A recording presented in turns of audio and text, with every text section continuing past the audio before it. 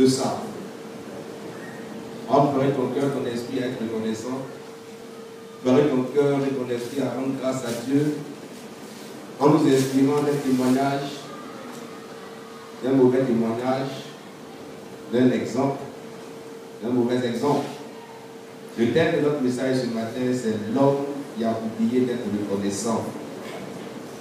Dis à ton frère, l'homme qui a oublié d'être reconnaissant. Il faut dire encore. L'homme qui a oublié d'être reconnaissant. On dirait que c'est toi. Oui, le modèle, c'est toi.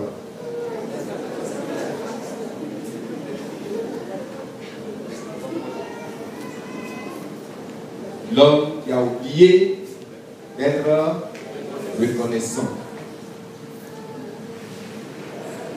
Donc, il y a des gens qui oublient d'être reconnaissants. C'est ça? Voisin, est-ce qu'il y a un homme qui oublie d'être reconnaissant? Demande ça à ton voisin.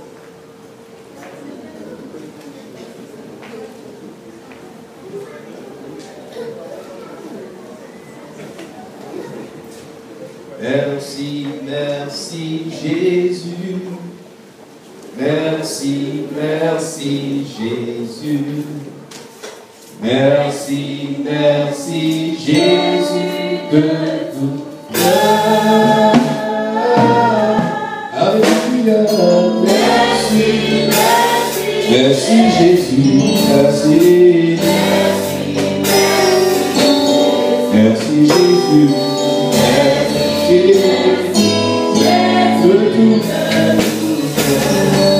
Dis merci au Seigneur avec moi. Merci Jésus. Merci, merci Jésus. Merci Jésus. Merci, merci Jésus. Merci Jésus. Merci, merci Jésus.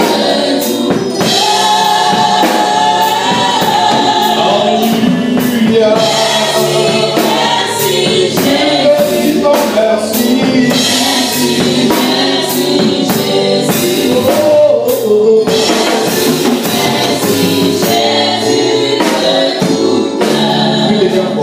Merci Jésus. Merci, merci Jésus. Merci Jésus. Merci, merci Jésus.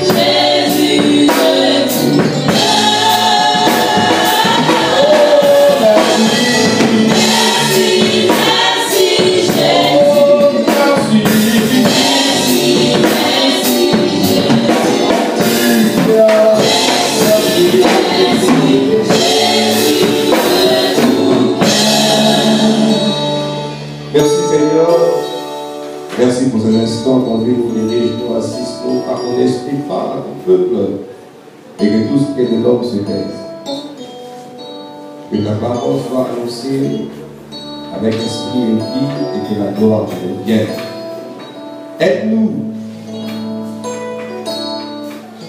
à ne pas être de ceux qui oublient d'être reconnaissants, mais donne-nous avec Dieu de la reconnaissance. Donne-nous d'être reconnaissants à tous égards au nom puissant de Jésus-Christ. Amen. Que Dieu te bénisse. Amen. Que sa grâce et sa paix encore te soient multipliées. L'homme qui a oublié d'être reconnaissant. Quel est le thème de notre message ce matin? Et il est tiré du livre de la Genèse au chapitre 40, comme nous venons de le lire. Si vous avez bien suivi la lecture, la force des choses a fait que le lecteur, par 2 fois, nous a lu ce texte. Donc, je ne vais pas revenir là-dessus, mais vous pouvez lire vous-même encore à la maison. Cette histoire, elle est triste. C'est une histoire qui fait vraiment pitié. Quand vous lisez, vraiment, il n'est pas bon d'être ainsi. Il ne faut pas oublier d'être reconnaissant, il ne faut pas oublier de dire merci. Alléluia. En fait, ce message, c'est pour t'exhorter à la reconnaissance, à l'action de grâce. Pour t'encourager à dire merci. Pour t'encourager à développer une bonne attitude, à avoir un bon comportement, une bonne conduite en société. Parce que les hommes ont horreur de l'ingratitude. Par nature, l'homme déteste les ingrats. Et donc, il faut te soustraire de cette liste-là en cultivant, développant en toi cette attitude de reconnaissance. Regardez, il est question ici de l'échanson du roi d'Égypte, de Pharaon. Le texte dit qu'avec le panetier, tous deux avaient offensé leur roi. Et donc, le roi les avait fait jeter en prison à cause de ce qu'ils avaient fait. La Bible ne précise pas la nature de leur offense, mais ce que nous savons, c'était suffisamment pour qu'ils soient jetés en prison. Alléluia. La Bible dit là, dans leur cachot, dans la prison, ils ont trouvé un homme nommé Joseph. Joseph était un Hébreu. Joseph avait été accusé d'un crime qu'il n'avait pas commis. Mais parce que le Seigneur était avec lui, le chef de la prison, dans l'ordre, avait mis tous les prisonniers sous la garde de Joseph. Vous connaissez certainement l'histoire, c'est dans la Genèse. La Bible déclare que lors de sa première nuit en prison, le chef des échansons du roi, cet Égyptien, a eu un rêve. Avec lui, le panetier. Amen. Amen. Dis Amen bien. Amen. Je bénis Dieu pour la vie de Patrick, parce que c'est un père. Et sa présence me réjouit parce que il entend maintenant ce qu'on dit à l'église.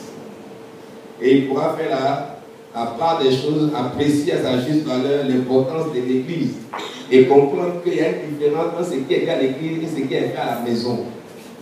Sinon, si les enfants doivent se comporter exactement comme ce qui est fait à l'église, c'est un lieu à encourager. Alléluia. Mais c'est parce qu'en tant qu'enfant, tu ne reproduis pas, tu ne produis pas les effets, ou bien tu ne pratiques pas ce qui est demandé d'être pratiqué à l'église, à la maison, et ce qui fait que les gens ont horreur de l'église. Sinon, ne serait-ce que pour entendre ses conseils, ses paroles, c'est une bonne assise d'église. Amen. Amen. Et Amen bien. Amen. Vas-y qui est fâché. Lors de sa première nuit, pas ça. La Bible déclare qu'ils ont eu des rêves. Chacun pour sa part a fait un rêve. Les chansons ont rêvé. Le panetier en ils ont fait un rêve en commun. On a dit payer rêver. Même si dessus, chacun a rêvé. Et donc, ils étaient là tout tristes, en train de cogiter, en train de penser, en train de faire quoi? Qui peut donner un mot là? S'inquiéter. En train de cogiter, en train de penser, en train de réfléchir. Merci pour le mot, c'est le mot que les frères demandent. C'est en train de faire quoi? De méditer sur les rêves. La méditation est importante dans la vie. Dis Amen. Il faut apprendre à méditer. Alors, ils ont commencé tous à méditer sur les rêves. Et donc, cette méditation a affecté l'aspect de leur visage. Et quand Joseph passait pour sa garde, pour son tour de garde, il a pu constater qu'il n'allait pas bien. Je bénis Dieu pour la vie de ce genre de personnes. Des personnes qui savent regarder, qui savent être attentionnées, qui peuvent détecter que le frère à côté, la soeur à côté n'est pas dans son assiette. et puis leur apporter l'exhortation, l'encouragement nécessaire, un peu comme Barnabas. Alléluia.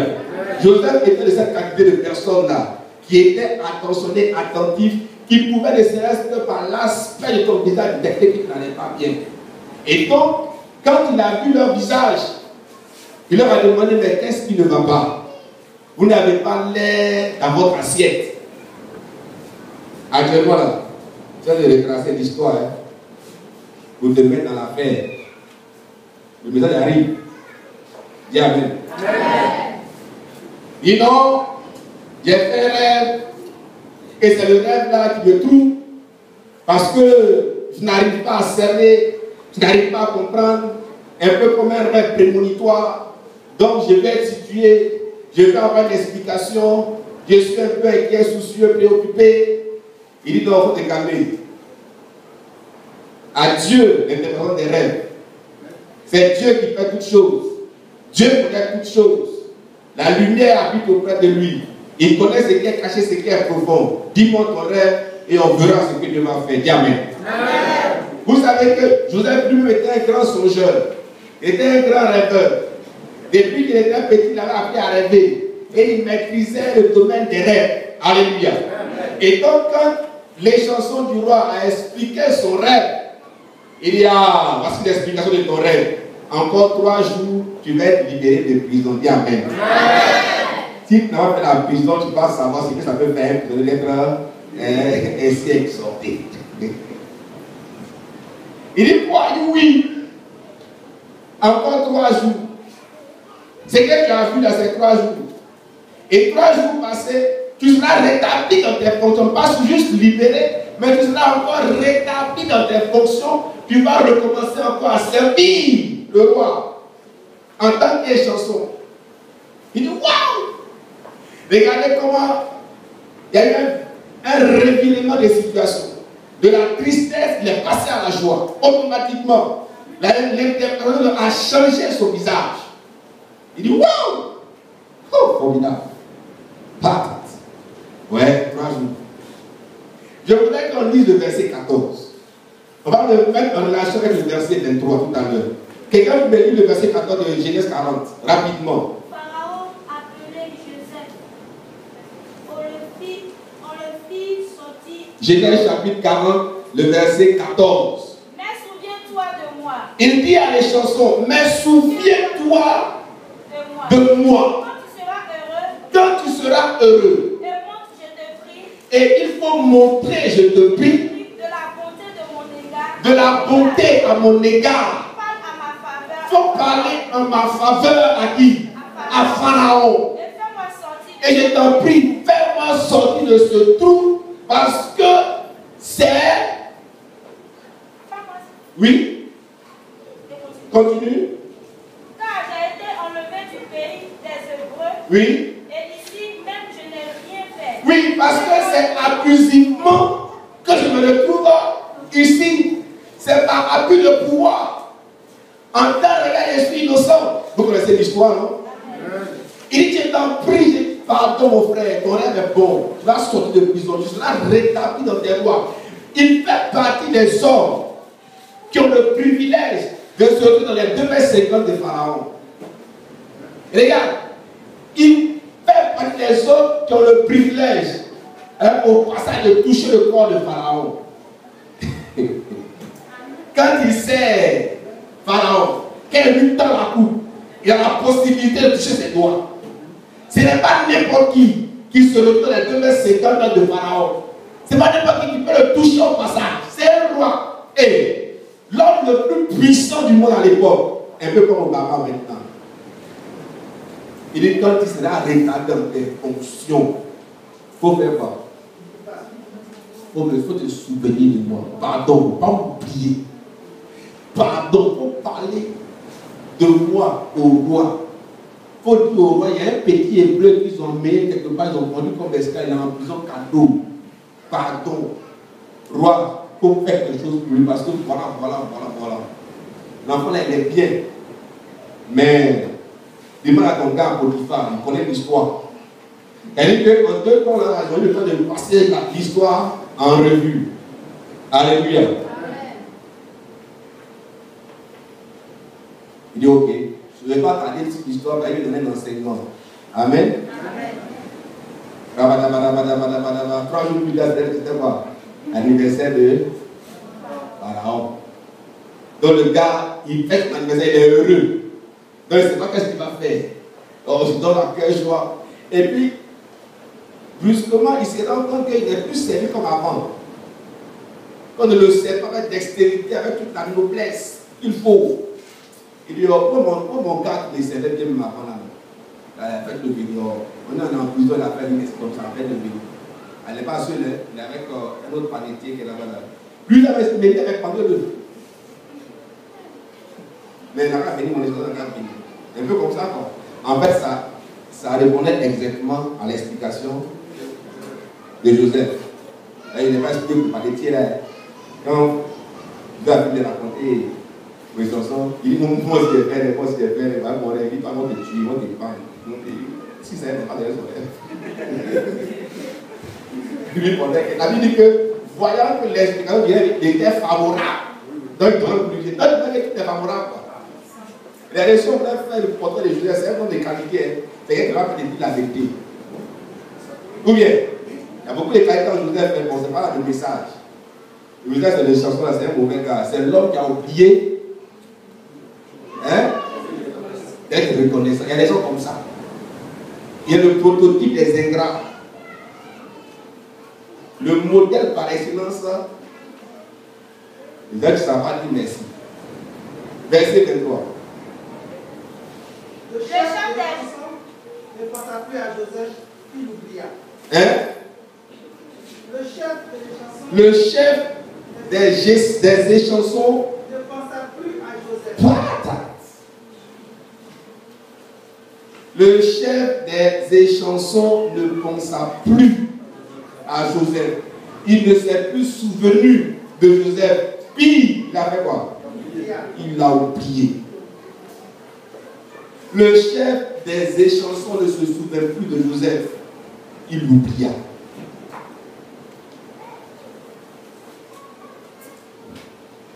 Je ne sais pas. Et je me pose toujours la question. Pourquoi le bien faire, les gens oublient ça vite? Pourquoi on ne rend pas témoignage du bien dont on est l'objet? C'est une remarque que j'ai faite. Quand vous faites du bien à quelqu'un, il ne rend pas témoignage de ça. Il ne dit pas ça. Et puis, il oublie ça vite. Mais erreur, si tu as fait du mal, c'est évangile à prêcher. Et puis c'est rancune, même 10 ans égale rancune. Je ne sais pas pourquoi les gens sont comme ça. Je ne sais pas qui a fait la remarque avec moi aussi. Les gens sont comme ça. Donne-lui 10 000, donne-lui 30 000, paye ses coûts, fais comme ça. Il ne connaît pas, il oublie ça vite. Et puis il ne rend pas témoignage de ça. Il ne va pas dire à son frère que voyez, il m'a fait tant. Non, il m'a fait ceci. Ah, la soeur m'a donné ça. Le frère m'a fait comme ci. Il ne dit pas ça. Fais-lui du mal. Il faut le frustrer. Il faut le blesser. Toute l'église est au courant. La famille est au courant. Le village, la nation entière est au courant. Et lui, il en a offensé. Et ça, il n'oublie pas. Toujours te rappeler ça. Pourquoi les gens oublient si vite le bienfait qu'il leur est fait? Je voudrais que mon message s'articule autour de 3 axes. Alléluia. Le premier axe, c'est les enfants, ils manquent d'être reconnaissants à l'égard de leurs parents. Les hommes, ils manquent d'être reconnaissants à l'égard de leurs amis.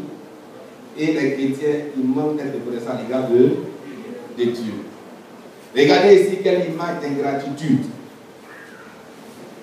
Cet homme-là a oublié Joseph en prison. Il sort, il est libéré, il est heureux, il est content. Il festoie maintenant dans la maison de Pharaon. Il va et vient.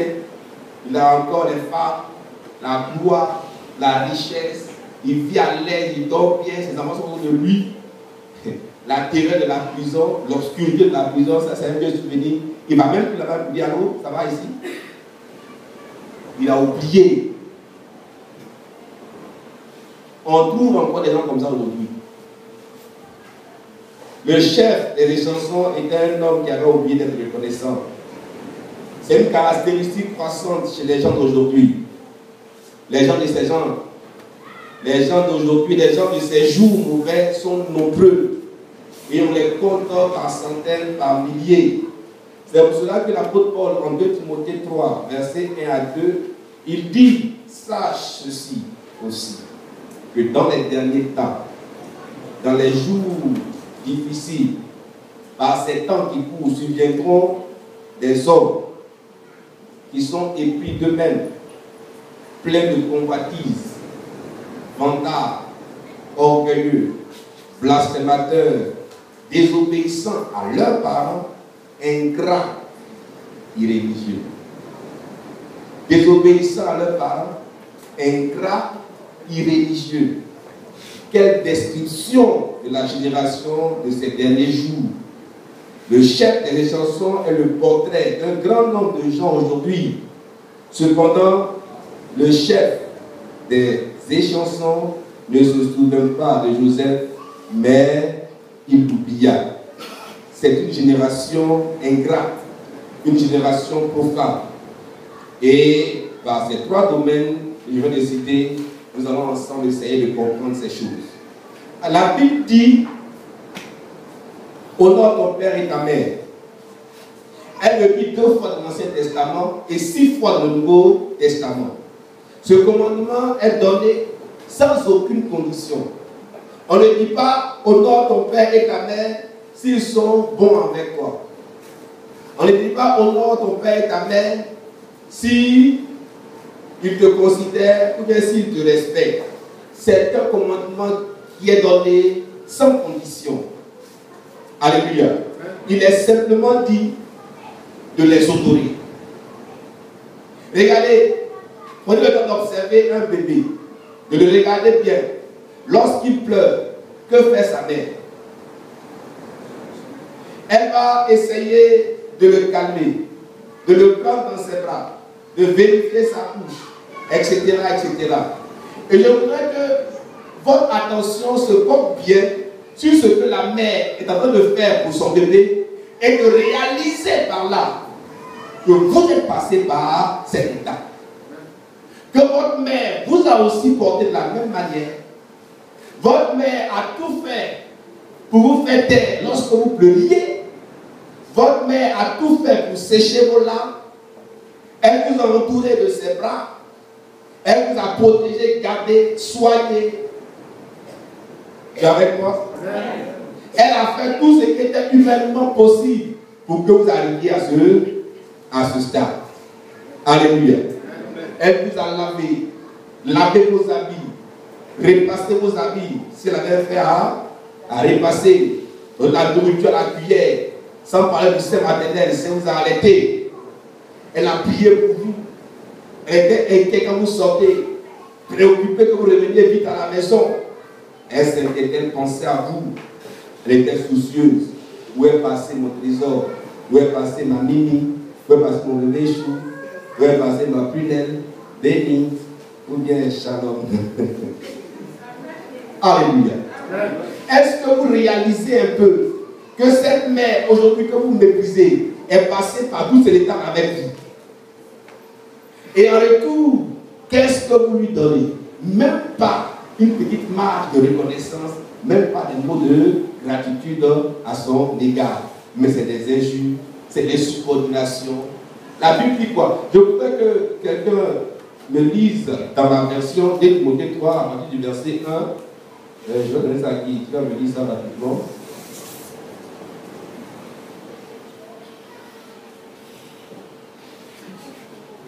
Il dit quoi? Sache. Voilà, on n'a pas de volontaire. Sache bien. Le mental est venu pour toi. Plus de qu'elle est venue nous donner là-bas. Voilà. Le verset 3, chapitre 3, verset 1. Oui. Dis ce mot. Sache bien que des temps difficiles vous attendent. La période finale de l'histoire oui. de ce monde sera une époque périlleuse et troubles. Les hommes seront égoïstes. Les hommes seront égoïstes. Avides. Exclusivement préoccupés d'eux-mêmes. Et avec la description, ils seront exclusivement préoccupés d'eux-mêmes. De leur richesse. De leur richesse. De leur réalisation. Parce que les choses qui les préoccupent. De leur prétention. De leur prétention. Ils seront de plus arrogants. Ils seront de plus en plus arrogants. Jaloux. Ils seront jaloux. Envieux. Blasphémateurs. Ils seront blasphémateurs. Et voilà. Et médisants. Ils ne connaîtront plus. Ni respect. Envers les parents. C'est vrai ou c'est faux? C'est vrai. Ils ne connaîtront ni respect envers les parents. Ni reconnaissance. Ni respect. Pour ce qui est sacré. Pour ce qui est sacré. Alléluia. C'est tout. Ils ne connaîtront ni respect à l'égard de leurs parents et ils ne seront même pas reconnaissants. Alléluia. Moi, je pense souvent à ma mère et je remercie Dieu pour ma mère. C'est elle qui m'a appris à lire et à écrire. Ma maman même ne sait pas lire, ne sait pas écrire. Mais elle connaît A, bon, A, bon, O, et tout ça. J'ai encore cette image au CE1, le livre de lecture jaune pour les avec un éléphant qui a grand dans sa bouche comme ça. Quand on a vu qu'on est au CE1. Hein? Voilà, il est ici là-bas. De CP2 au CE1, on quitte dans les bords A, bon, O, pour commencer à lire maintenant. Au lieu de prendre la ligne de lecture, première page, j'ai regardé tous les fous de moment. Il dit, wouh! Je me rappelle encore ce jour sous cette table, sous ta cassée à boifler. Maman est venue quand elle dit, on dit quand elle dit, moi je ne vois rien. Et puis maman, on s'appelle les balbutiers. La ta, et puis regarde. Au lieu j'ai ri. Alléluia. Au lieu je apprends à lire, je dis, moi comment faire? Mais c'est elle qui était au départ. C'est elle qui m'a appris à lire, à écrire. C'est elle qui priait pour moi, qui m'habillait tous les dimanches pour aller à l'église. Et il m'excusait, elle lisait la Bible pour moi, les histoires de la Bible me racontait. Et puis, petit à petit, peut-être j'ai commencé à aimer Dieu, à avoir confiance en Dieu, à me vouer à Dieu et puis voir ce qu'il devait aujourd'hui. Alléluia. J'ai grandi, je me suis marié, je suis père de 5 enfants, bon père de famille. Mais les câlins de ma mère, les baisers de ma mère ne me manquent pas, même jusqu'à présent. Elle continue d'être attentionnée, d'être une mère, une protectrice. Vous êtes témoin de ça. Amen. Et je ne m'en pas de dire merci, maman. Non, tu es une mère. Non, tu es bien. Même quand ça chauffe. Et puis tu sais même où aller. Là, la vieille avait dit, oh, elle te souffre encore, elle est chez toi. C'est pas chaud. Alléluia. Et Paul est étonné de se rendre compte que les enfants aujourd'hui manquent de respect à l'égard de leurs parents et sont ingrats. Ils ne peuvent pas dire merci à leurs parents. Un peu comme cet homme qui a oublié d'être reconnaissant. Combien d'enfants aujourd'hui expriment leur gratitude envers Dieu de leur avoir donné des parents? Ils sont combien qui bénissent Dieu parce que Dieu leur a donné des parents, même si ces parents sont pauvres et à la porte de la misère. Ils sont combien qui disent Dieu merci? Mais c'est pour critiquer le père, critiquer la mère. Mon père même il volait, n'a rien. Ça peut devenir dans cet état. C'est lui qui a fait comme ça. C'est lui qui a fait ceci. Et toi, tu as fait quoi? Dans les derniers temps, dans les jours qui sont les nôtres, la Bible déclare que les enfants manqueront de respect. Ils seront mal polis à l'égard de leurs parents et ne seront pas reconnaissants à l'égard de leurs parents. Que Dieu fasse en sorte que tu ne passes pas partie de ces enfants-là au nom de Jésus. Je lisais une tragédie de Shakespeare, le roi Léar. Et j'ai retenu dans cette tragédie, dans cette pièce de théâtre, cette phrase de Shakespeare qui dit: ingratitude, monstre au cœur de marbre, plus affreuse encore que le grand monstre des mers, quand tu te montres chez un enfant. Que l'ingratitude est plus que le monstre des mers lorsque l'ingratitude là se constate, se découvre chez qui? Chez un enfant à l'égard de ses parents. Si vous connaissez la pièce de théâtre, vous allez comprendre bien ce que Shakespeare a raconté. Il était roi, le roi Léa. Il avait 3 filles. Et bon, on va raconter l'histoire, je ne vais pas trop durer. Ça veut dire vous informer aussi, c'est important. Mais ce que je veux retenir, c'est qu'il dit que l'ingratitude est plus monstrueuse lorsqu'on le constate chez qui? Chez un enfant. Un enfant qui est ingrat. Un enfant qui manque de reconnaissance à l'égard de ses parents. C'est triste. La dernière fois que vous avez dit merci à votre maman, merci à votre papa, la dernière fois que vous avez dit à votre papa que papa je t'aime, maman je t'aime, c'était quand? En tout cas, c'était pas de mal, parce que papa était là. Il ne se souvient plus de la dernière fois que j'ai dit papa merci. Le jour où j'ai écrit à mon père, je me suis réveillé à minuit, 1h du matin, et puis j'ai fait un message long. Dans le message, il dit à mon papa, non, tu es fort. Non, papa, tu es fort. Je te respecte. Je te suis entièrement reconnaissant. Parce que je sais que tu as élevé. Mais voici, en ce moment, il n'y en avait que 3. Il dit, mais 3 seulement. C'est de l'as. Tu n'arrives pas à m'en sortir. Tu avais comme avec 5. Et maman, vous êtes fort. Formidable. Non, je vous aime. En tout cas, que Dieu vous bénisse. Il va être longtemps en vie. Parce que ce n'est pas facile d'élever un enfant. Allez, madame Oukari, quand un béni sort comme ça, lui me dit, oh, béni, ça a tué. Tu es au travail, ta fille quelque chose à la maison, tu sors, tu t'en vas dire, hé, elle va te mourir là-bas. Tu coupes, d'accord, tu laisses tout qui vient. Allez, demander aux parents t'expliquer. Et puis l'enfant grandit la barbe, il a la moustache, elle a les seins, elle a la voiture, tout ça. Et elle te regarde et puis elle te dit à toi, elle te regarde et elle te lance des insolences. Moi-même, ta mère était portée pendant 9 mois. J'aurais pu te tuer dans le ventre. Te laisser mourir quand tu es né. J'étais porté, j'étais couvert de tout le temps. Tu as grandi, tu as pas, tu as moustache, tu as sec, tu as fesse. Tu me regardes et tu me parles comme ça, ma fille, mon fils. L'ingratitude est monstrueuse lorsqu'elle est constatée chez un enfant à l'égard de son parent. Mais cette génération-là est une génération ingrate. Et l'extension du roi est le prototype de ces personnes-là, de ceux qui oublient d'être.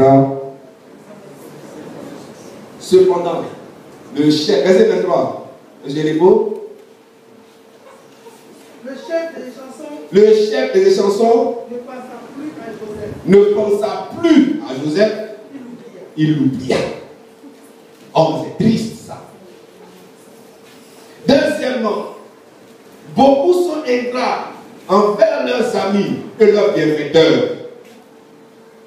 Il n'y a pas que les enfants qui sont ingrats à l'égard de leurs parents, mais il y a aussi des personnes qui sont ingrats envers leurs amis et leurs bienfaiteurs.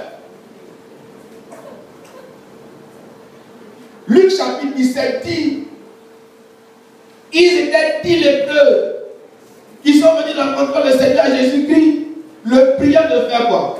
De leur accorder la guérison.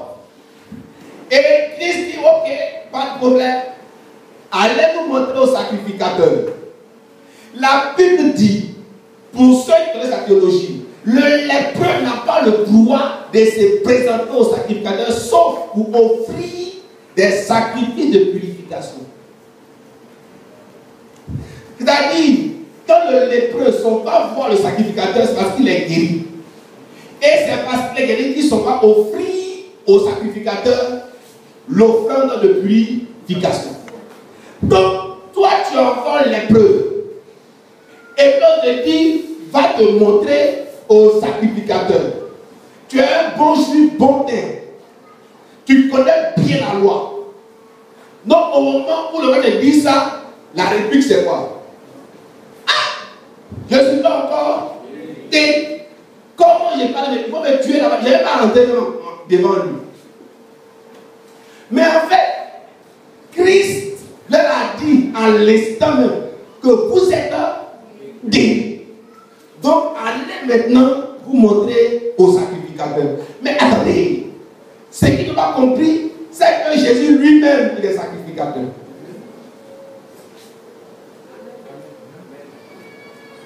Et donc, ce n'était pas un autre sacrificateur qui devait aller se montrer pour leur purification. C'était à qui? À Jésus lui-même. Alors, chemin faisant, pendant qu'ils allaient, la Bible dit quoi? Il fut guéri en cours de route. Donc, ils peuvent bien aller se montrer aux sacrificateurs parce qu'ils constatent qu'ils sont guéris. La Bible déclare qu'un d'entre eux, tout le monde, il n'y a qu'un seul qui s'est retourné pour aller faire quoi? Pour aller rendre grâce, pour aller dire merci à qui? À celui qui l'avait guéri. Quand il est arrivé, Christ était encore sur le même lieu et il s'étonne. Il dit, mais attendez, n'était-il pas 10? Ou bien, j'ai mal compté. C'était 10 personnes qui devaient voir, non? On dit oui, c'était 10. Il dit, mais pourquoi ne s'est-il trouvé qu'un seul homme et puis en plus, un étranger? Un seul s'est trouvé sur 10 pour revenir et dire merci. Oui, voici la vraie situation dans laquelle nous sommes aujourd'hui. Les hommes sont ingrats jusque sur le bout de leurs doigts. Ils ne savent pas dire merci à leurs bienfaiteurs. Ils ne savent pas dire merci à leurs amis. Ils ne peuvent pas, ils ne savent plus être reconnaissants. Ils oublient d'être reconnaissants. L'homme qui a oublié d'être reconnaissant. Le chef des échansons oublia carrément Joseph. Il ne se souvient même plus de lui. Dis lépreux, c'est un seul qui a venu rendre gloire à Dieu. Moi, j'ai connu un moment difficile. Et je suis passé par toutes sortes d'épreuves. Mais vous savez, la Bible dit, l'ami aime en tout temps. Et dans le malheur, il se montre un frère. Ce matin, je vais rendre encore grâce à Dieu pour la vie de certaines personnes qui m'ont aidé à surmonter ces épreuves, qui m'ont aidé à passer par ces épreuves. Vraiment, je m'assois chaque jour, je me demande, mais que serait ma vie, ou bien qu'est-ce que serait devenu si pendant ces temps présents, pendant ce moment difficile, il n'était pas là. Je regarde dans mon esprit encore, je pense à l'ancien matin. Je regarde son dévouement. Et puis, ouais, je ne peux pas oublier ce qu'il a fait pour moi. Je pense à ma mère, à ces moments difficiles. Toujours présente. Le frère Armand, le pasteur Dominique, M. Nkare Nicolas. J'ai vécu une saison très difficile. Je ne peux pas oublier toutes ces personnes-là qui étaient là à mes côtés, qui priaient, qui me soutenaient, qui ont débattu, qui m'ont porté. Il n'y a pas eu que la prison, il y a eu aussi l'attaque et les braquages, l'argent et tout ça. Je pense à mon épouse qui était toujours à mes côtés, qui m'aime toujours, envers malgré tout. Je pense à mes enfants qui étaient à la maison, mes enfants biologiques comme mes enfants adoptifs, qui étaient là pour me soutenir. Je me rappelle encore toutes ces personnes qui m'ont aidé à sortir de l'impasse. Que Dieu vous bénisse, que Dieu vous garde. En tout cas, je vous dis toujours combien de fois je suis reconnaissant. Et je continue encore de vous dire merci. Je prends d'ailleurs plaisir à vous dire merci.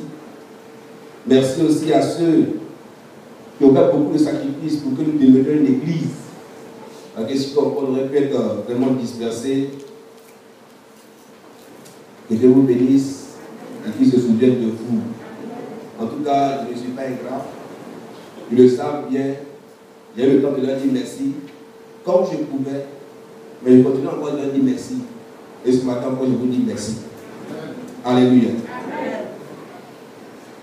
Je fais du bien de dire merci aux gens, mais c'est bon d'être reconnaissant. Parce qu'effectivement, vous êtes des amis, et dans le malheur, vous êtes montés des frères. Mais honte à ces frères Dans le malheur se montre des ennemis. Oh, honte à eux. Un bon ami et un véritable mentor sont plus mieux que de l'or. Alléluia.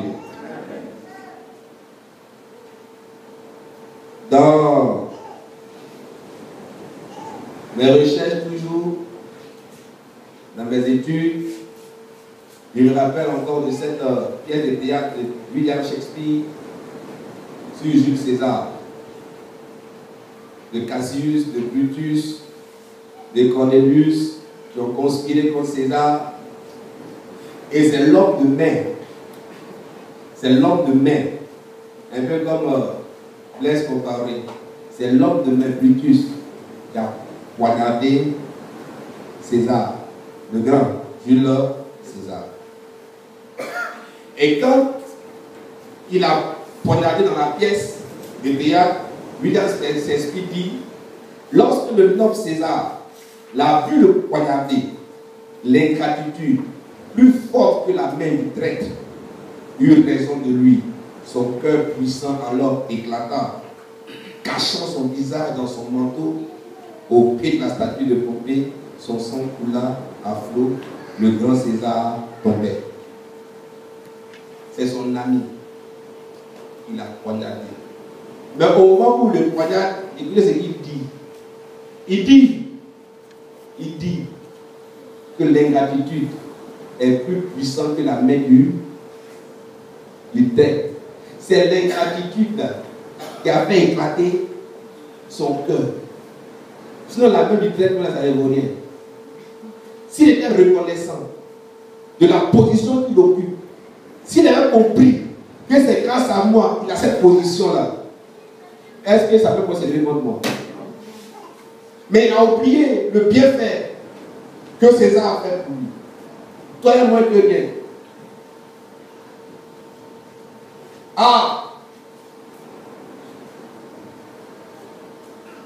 J'ai toujours été étonné, profondément attristé par ceux qui se sont servis des gens de notre église. Ils se sont servis de nous et puis sont partis sans dire un mot de remerciement. Je pense à ces pasteurs que nous avons aidé à finir leurs études. Et ils sont partis tous sans un mot de remerciement après avoir semé les germes de la vie dans notre église. Je pense à toutes ces personnes que nous ne cessons de secourir dans les moments difficiles et qui partent de chez nous sans montrer la reconnaissance, mais pire, salissent notre témoignage et ternissent notre image auprès des chrétiens. Je pense à toutes ces personnes que nous encadrons, pour lesquelles nous prions, que nous édifions, que nous exhortons, que nous encourageons d'une manière ou d'une autre, et qui en retour se montrent ingrats. Que Dieu vous aide à ne jamais montrer une telle ingratitude. Je me demande comment de telles personnes peuvent se considérer comme des membres de la race humaine. Ils sont ignorants. Et c'est pour de telles personnes que l'apôtre Paul dit, parce qu'ayant connu Dieu, ils ne l'ont pas glorifié comme Dieu, ni ne lui ont été reconnaissants, mais sont devenus vains dans leur imagination, et leur cœur insensé a été obscurci. Se rendant d'être sages, ils sont devenus insensés. Cependant, le chef des échansons ne se souvient pas de Joseph, mais il l'oublia. Ça me donne d'entrer dans le troisième volet de mon message pour parler de ces personnes-là qui oublient qui oublient Dieu. Il n'y a pas que les parents, les enfants qui se montrent ingrats à l'égard de leurs parents. Il n'y a pas que les personnes qui se montrent ingrats à l'égard de leurs amis ou de leurs bienfaiteurs, mais il y a aussi ces chrétiens qui oublient d'être reconnaissants envers qui? Envers leur Dieu. L'apôtre Paul dit, parce qu'ayant connu Dieu, ils ne l'ont point glorifié comme Dieu. Ils ne lui ont pas été reconnaissants. Ils n'ont pas montré de reconnaissance à l'égard de Dieu. Mais ils sont devenus vaniteux dans leurs imaginations et leur cœur insensé a été obscurci. Eux-mêmes se vantant d'être sages, ils sont devenus fous.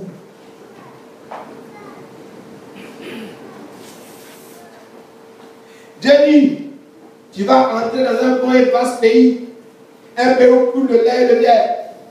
Mais quand tu vas commencer à manger, quand tu vas commencer à te rassasier, quand tu vas commencer à prospérer, quand tu vas devenir ce que tu es en train de devenir, garde-toi de dire dans ton cœur que c'est la force de mon bras, c'est mon intelligence, ce sont les relations. Parce que j'ai déjà à l'école, que j'ai tout ça. Il dit, garde-toi d'oublier ton Dieu. Car c'est lui qui te donnera la force pour acquérir ces choses. Mais c'est parce que les gens, bien qu'ayant connu Dieu, ne l'ont pas glorifié comme Dieu, qu'ils se montrent à son égard ingrat. Ils ne peuvent plus rendre grâce à Dieu. Parce qu'ils pensent que c'est eux-mêmes leur sagesse, c'est eux-mêmes leur intelligence. Nous venons de finir 365 jours en 2014. Nous sommes entrés en 2005, en 2015. Nous sommes bien en 2015, la preuve. Vous savez combien? Où sont ces personnes qui reconnaissent Dieu comme étant l'auteur de celui qui soutient leur vie, qui leur permet d'être en bonne santé et de trafiquer en toute sécurité et d'être à ce niveau dans la prospérité? Ils sont où? Dimanche prochain, l'occasion de donner, de montrer notre reconnaissance à qui? À Dieu. Ou bien de l'oublier, comme les enfants du roi. Les gens viennent avec le lotus. Ils viennent avec des quoi encore?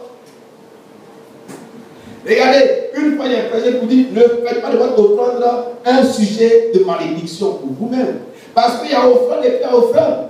Abel et Caïn sont tous deux, après leur première activité de travail, ils ont fini de travailler, la première activité de travail, ils sont tous deux allés se prendre devant Dieu pour être reconnaissants. Abel avec les fruits de ce qu'il avait, et Caïn avec les fruits de la terre, et puis Abel avec un animal. La Bible dit, quand ils sont arrivés, chacun a offert son sacrifice à Dieu. Bravo. Et Dieu porta un regard favorable sur l'offrande d'Abel et il méprisa l'offrande. Son offrande était pour lui objet de malédiction parce que ça l'a poussé au meurtre et que l'a chassé en disant tu seras vagabond. Je refuse ça sur ma vie au nom de Jésus. Une offrande qui te rend vagabond. Avec l'épée de Damoclès sur ta tête. Parce qu'il dit que je m'en vais. Celui qui peut me tuer. Vrai ou faux? Parce que tout le monde va raconter partout loin. Si tu trouves un peu quelque part, c'est que c'est enfants de Caïn. Ils ont tué notre ancêtre. Tué là aussi. Parce que là, alors, du règne. Un pour un. Des gens peuvent être reconnaissants, mais de là encore, il faut savoir être reconnaissant. Dieu fait tellement de choses pour nous que nous devons chaque jour de notre vie, nous devons lui arracher, lui envoyer des louanges, des paroles, des actions de grâce, que des remerciements. Mais ils ont connu Dieu et ils ont pensé que c'est eux-mêmes qui sont sages. Et donc, envers Dieu même, il se montre ingrat. L'ingratitude est un péché contre Dieu. Le manque de reconnaissance est un péché contre Dieu. Mais parfois, nous oublions de remercier Dieu pour ses bénédictions qu'il nous donne. On vient avec des miettes. On vient avec le superflu. On vient avec les résidus. Vous dites merci à Dieu. Celui qui sonde les cœurs, qui sonde les reins. Un peu comme des gens qui ne connaissent pas Dieu. Même dans le choix des billets de banque, pour ton offrande, Dieu voit ton cœur. Combien de fois ton cœur est noir? Parce que tu regardes les billets qui sont fatigués, les pièces qui sont lisses. dont tu veux te débarrasser, c'est ça qui t'amène dans la corbeille. Dieu te maudit pour de telles offrandes. C'est une malédiction qui t'a tiré ta vie, de t'arrêter, et puis de mettre tes pieds, et de choisir les mauvais pieds, les pieds sales, et les prendre pour venir faire offrande, pour venir faire dîme, pour venir dire merci à Dieu avec ça. Et puis les pieds qui sont propres, les pieds qui sont scintillants, qui sont dépendants, c'est les gardes pour toi-même. Les pièces qui sont lisses, que le modèle refuse, que le grammatique refuse, que le mototique refuse, tu les gardes spécialement pour les offrandes du dimanche.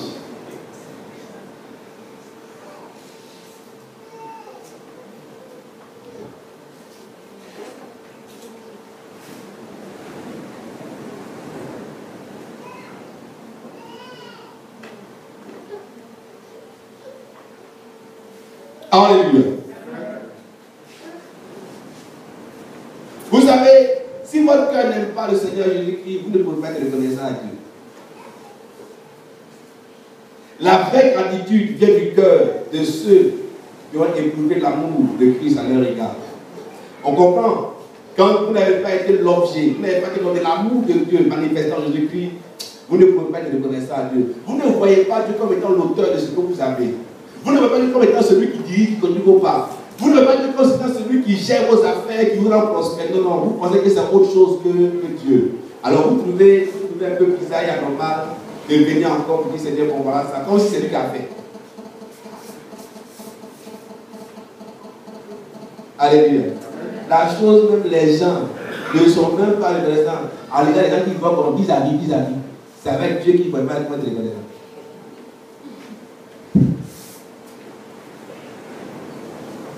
Alléluia. On va parler d'une femme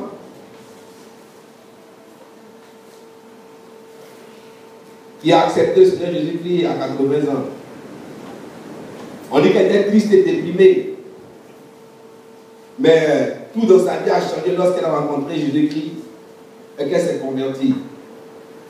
Elle est à l'hôpital. Et c'est sur l'hôpital qu'elle a accepté le Seigneur Jésus-Christ. Elle fut guérie. Et malgré ses 80 ans, elle était déterminée, zélée pour le Seigneur. Elle ne manquait pas d'être reconnaissante à Dieu pour le don de Jésus-Christ. Elle dit que c'était largement suffisant pour elle pour exprimer sa reconnaissance à l'Éternel. Parce que le sacrifice de Christ à la croix vaut plus que tout l'or du monde, que toutes les richesses du monde. Grâce à Christ, elle avait en son cœur la certitude d'être sauvée. Alléluia. Elle avait un chant qu'elle aimait bien. Un chant qu'elle faisait chanter à son fils chaque fois.